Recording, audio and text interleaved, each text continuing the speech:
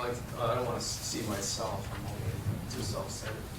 But I can tell you, Neil was telling me that he knew of my career for at least 20 years, and I said, since when? Since the Ibogaine story came out. And actually, most people who followed the Ibogaine story, and Howard Lotsoff, and especially how he got us at the University of Miami interested in doing some phase 1 studies, that's when I guess became known to some people interested in the science of psychedelic research, psychedelic action. But actually my career started actually in '71 when I went back to university after leaving an art career, and went to Bob Schuster, who had started a drug dependence research lab at the University of Chicago. But I went back to Chicago because they had been doing LSD research. Danny X. Friedman was the chairman of psychiatry. And unfortunately I came at a time when those studies were ended. So I was persuaded by Bob Schuster to focus on mechanisms of opiate dependence, which was another very fascinating study. He later went on to become head of National Institute of Drug Abuse, and as you heard earlier, he's the one that introduced Bob Jesse to Roland Griffiths. So I have that pedigree of being connected with these key people. Bob Schuster was my godfather. He's the one that told me that ideas are a dime a dozen, because every day I had 12 ideas.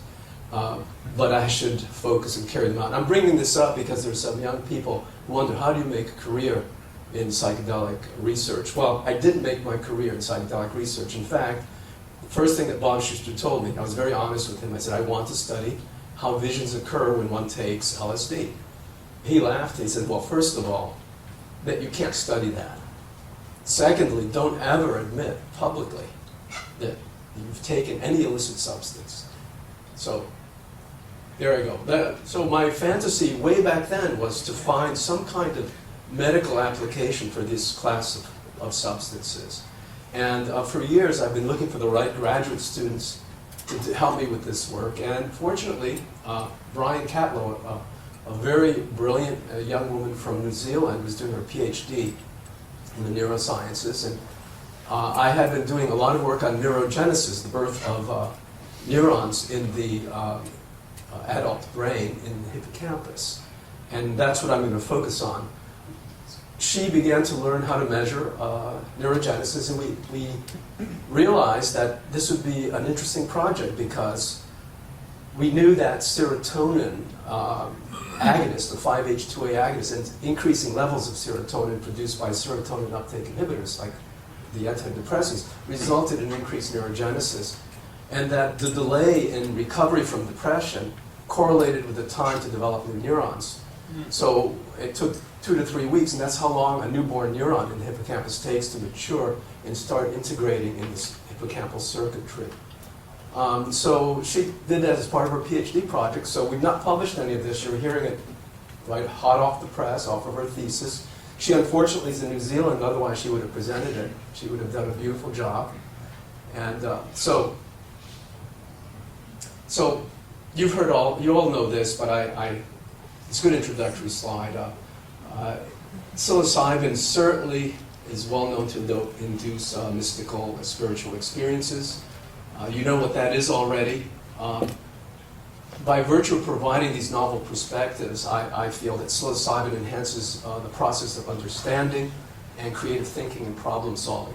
And that's what impacted me a lot. Not only this sense of oneness and kind of transcendental experience, but the fact is that one later could use this to solve problems. And I saw it, like many have, as a kind of a chemical lens that allow you to see things in a different dimension, just like a microscope allows you to see these invisible things in a bit of water. You can see all the microbes, right? Well, this would allow you to see things that normally you wouldn't see. So that's kind of been my perspective on this. And so, but to do research on this, you have to ask very simple questions. Now, science is often reductionistic. You have to narrow it down to a few simple questions. So I don't know how to understand the transcendental effects of psilocybin, especially how is it generated in neural tissues. You heard attempts this morning by using in vivo PET imaging to try to understand what neural networks are activated by looking at glucose consumption. It's a very crude approximation, but at least it's done in humans who are actually experiencing these transcendental effects. However, some very simple forms of cognition can be studied in animals. And one of the basic units of learning is classical conditioning, and everyone is familiar with that through Pavlov's dog. It's very easy to pair a neutral stimulus with an unconditioned stimulus, and that neutral stimulus soon elicits the same response as the unconditioned stimulus. So you've seen your dogs, as soon as they hear you open the can, they're drooling. You know. So that's classical conditioning. So our goal was to focus on the effects of psilocybin, which we knew, we didn't know, but we hypothesized increased neurogenesis by virtue of its acting on 5-HT2A receptors. And we were going to correlate the changes in neurogenesis to hippocampal dependent learning in a mouse. Next. I don't need to go into this, but we obtained the psilocybin from Rick Doblin, who connected us with Dr. Moreno in New Mexico, and were able to get it to the University of South Florida. No, it was not that difficult to actually have this material for the mice in this study. And as you know, it's really converted to the active metabolite for hydroxy dimethyltryptamine or psilocin. Next slide. So the question was, how does this impact the neural substrate of classical conditioning? And the neural substrate of classical conditioning is really two systems. One is the hippocampus, the other is the cerebellum. And I'll just briefly tell you, for many of you who don't know this, but the eye blink conditioning, where you have a neutral tone and then a puff of air, and then the blink, and after a while, the neutral tone will cause the blink even before the puff of air. That cannot be learned. It's very impaired in individuals, I'll say first animals, but then later confirmed in humans, who have their neurogenesis impaired by chemotherapy, for example. In rats, if you completely obliterate neurogenesis with chemotherapeutic agents, they cannot learn this classical eye blink conditioning. However, if you present the tone superimposed with the puff of air, they will learn that, and that depends on cerebellar systems. So one is called trace conditioning, the other is just classical conditioning. So it's not just hippocampus, it's also cerebellar dependent. So we're, next slide. I'm not going to go into this, you've all heard about this. The only thing that's new is the 25-I-NBOME, which is this 25-iodo and 2-methoxybenzyl 2,5-dimethoxyphenylethylamine that was synthesized by Dave Nichols. And I asked him if he could provide us with the most selective and potent 5-HT2A agonist, because psilocybin itself doesn't bind exclusively to 5-HT2A. But you can see the 5-HT2A receptor, the binding of psilocybin to it has a Ki of 6 nanomolar, so it's a pretty high affinity. But this other compound, the NBOME, is 150 times more potent in binding. So we looked at this too, because it was a more selective serotonin agonist. Next slide. I'm going to talk a bit about the hippocampus. Now, the hippocampus is an amazing structure. It's called seahorse because of its resemblance to the seahorse. This is a human hippocampus. You can see this part here.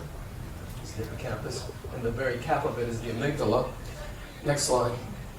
And in the mouse, though, it's very different. In the human, it's kind of curled under the temporal lobes. In the mouse, it's up dorsal. And there I have circled. It's just under the corpus callosum. And it's got a beautiful little curve to it. And this part of it, it's called the dentate gyrus, DG. That is an important structure for you to look at because that's where neurogenesis is. The subgranular zone is the neurogenic niche. In that zone, neural stem cells reside, and throughout adult life, new neurons are formed. Next slide. This is what happens. As they form, this is the dentate gyrus, they form here, and they extend their processes to the granular layer and thence on to other regions of the brain. Next slide. So the other area that is very important in mice and rodents is the subventricular zone. The subventricular zone makes new neurons throughout life, and they migrate through the rostral migratory stream to the olfactory bulb to form new neurons. And men and humans, this happens too, but we don't have a great extent, very much neurogenesis that involves this system. We're all into the hippocampus. And by the way, this was proven in humans only in a terminal cancer patient who agreed to be injected with the tracer BRDU. BRDU is a base like thymidine that is taken up by dividing cells. And it was used to label the mitotic index, to calculate mitotic index, the rate of proliferation of a tumor cell. And this cancer patient agreed to have it, the BRDU injected for several weeks, and then after that person died, agreed to have his brain looked at. It wasn't our lab, it was a group in Sweden. And they found the BRDU in neurons in this area. So it demonstrated that new neurons continue to form throughout life. And this is the dentate gyrus. This is a brand new stem cell. Next slide. They, you can't see the projection, but they project axons to the anterior commissure to go to the other side. They project up to CA1. CA1 stands for cornus ammonis, or Ammon's horn, because of the curve. And these project back by the entorhinal cortex back to entorhinal cortex. So this is just part of a loop. And what we believe that this system is involved in, because the question is, why do we make new neurons only to repopulate this region only? These neurons don't populate the rest of the brain.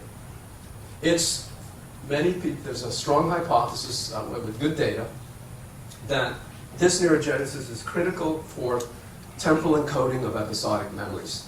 So, and the reason that happens, and that kind of explains why if you wipe out this system, people cannot link that temporal link between the conditioned stimulus, the pause of time, and then the little unconditioned stimulus. They can't do it if you don't have neuron. So I postulated, if we can increase neurogenesis, will we enhance the acquisition? Or will we alter another important measure of classical conditioning is the extinction of the link, which, as you'll see, is actually the critical factor that would, well, we'll go on. I'm jumping the gun. We'll skip this. We'll skip this. Keep on going. Okay.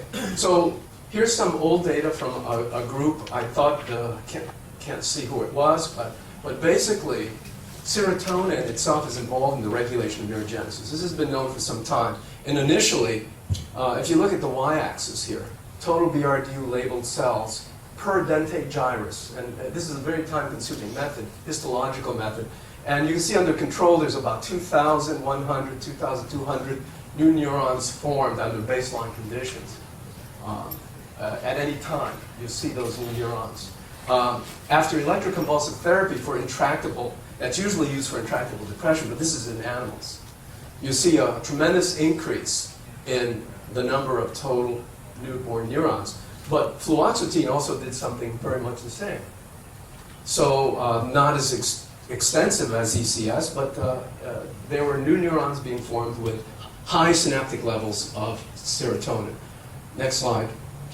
And how does it increase? Oops. There are many subtypes of 5-H2 receptor. Let's go to the next. So we focus on the 5-H2A, and we used these two. Psilocybin, PSOP is psilocybin from now on. It's too long to write psilocin, so this is psilocybin, and the agonist provided by Dave Nichols. And we also looked at an antagonist to see what impact blocking the serotonin receptor. It's a 5-2A/C receptor that antagonizes, occupies the receptor. It would block the actions of serotonin or PSOP. So the first hypothesis is that these agents would upregulate neurogenesis, increase the birth of new neurons, which we can measure. And secondly, that maybe these agents would diminish neurogenesis by stabilizing existing hippocampal connections. Because I didn't know which way this would go. So you have to have alternative hypotheses. So here's how we birthdate new neurons. This is an important, actually, technique that many labs around the world use, and we're trying to find a quicker way to do it. Basically, we had acute effects of psilocybin and chronic effects with intermittent weekly doses. One dose every week for 4 weeks. That's the chronic. The acute effects, we'd give the drug or saline, because we have the placebo control, right? And then we'd inject 75 milligrams per kilogram, 4 doses over the next day of BRD. What that did, by that pulse labeling, it basically birth dated the cells. So we knew on this day, the day right after that person got psilocybin, and actually the injection started about 6 hours. How many? 5 minutes, wow. I'm going to have to go to the payload real quickly. And we also did low doses, intermittent. And there the BRD was given after each dose weeks. Then we would euthanatize, and let's go on, next slide. And what you see, this is with bright field, these really dark spots, there's where the dentate gyrus would be. We'd count the number of BRDU positives, an antibody against BRDU. Keep on going, you'll see the green arrows where those are cells that were birth dated. And next slide, next slide. That's what they look like. And what you do is to see how many of those BRDU labeled cells actually are neurons, you do double labeling. So new N labels all neurons in the granular zone. So here's 2 new neurons. So we'll go right off to the results. So one of the first things is that we found that psilocybin actually at the 1 milligram per kilogram dose decreased neurogenesis, had no effect at the lower doses. The next slide. I should say proliferation. BRD is the number of cells, the amount of cells proliferating. But the birth of new neurons was decreased, but hit go ahead. Yeah. There's this trend towards increase. So can you back up? And that's interesting because at the low dose, there seemed to be an increase suggesting a biphasic response. And at low doses, these are single doses, there was an increase, and then at high dose, a decrease. Next slide. With NBOME, the other agonist, it depressed at those doses, 0.1, 0.3, and we realized we didn't get to a low enough concentration. We're repeating these with very low concentrations. Next slide, next. So there was an inhibition of neurogenesis, and I think I didn't get the stimulating part. Next slide. So, and ketanserin, of course, impeded neurogenesis. Next. So that makes sense, it's not stimulating, and there, we should actually do a whole dose response curve of ketanserin. So with intermittent doses, we found, next one, yeah. What we saw was something that was unexpected, that with a dose of 0.5, 1, and 1.5, there was at 1.5 an increase in neurogenesis with chronic administration. Next slide. So we saw that low acute doses increase at low doses with chronic intermittent, a 1.5 milligram per kilogram resulted in neurogenesis as well. So next slide. I'm not going to talk about this. I want to get into the, let's keep on going. So what happens to the classic condition? Go on.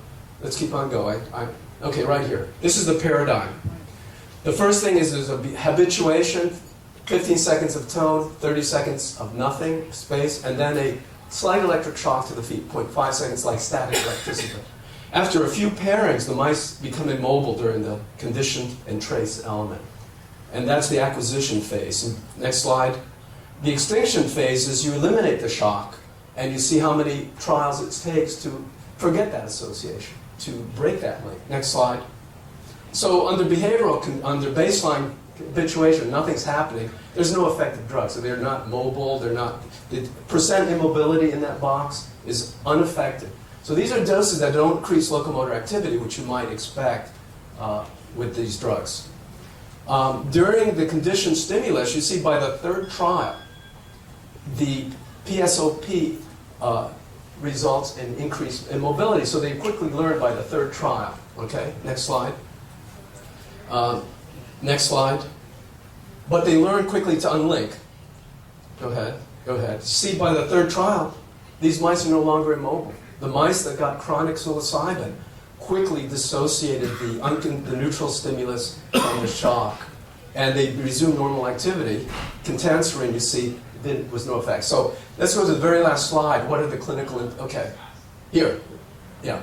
So the ability to dissociate unpleasant emotional responses from stimuli that trigger those responses was facilitated by psilocybin. It may explain the utility of psilocybin in treatment of post-traumatic stress disorder and other conditions in which environmental cues trigger a need, for example, drug-seeking behavior. So this, in a way, provides more fuel to the hypothesis that these drugs would be useful for post-traumatic stress disorder. And it didn't really solve my problem of how can I demonstrate that these drugs will enhance memory. But there are ways that we're trying to solve that problem. So I'll end it here because I went over my time.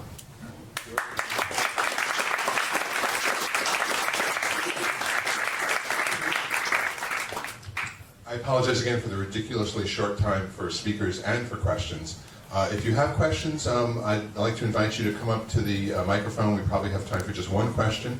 And then, is Bob Wald in the house? Bob? There he is in the back, great. So come on up, Bob, and any questioners, let me do it back. That question? Okay.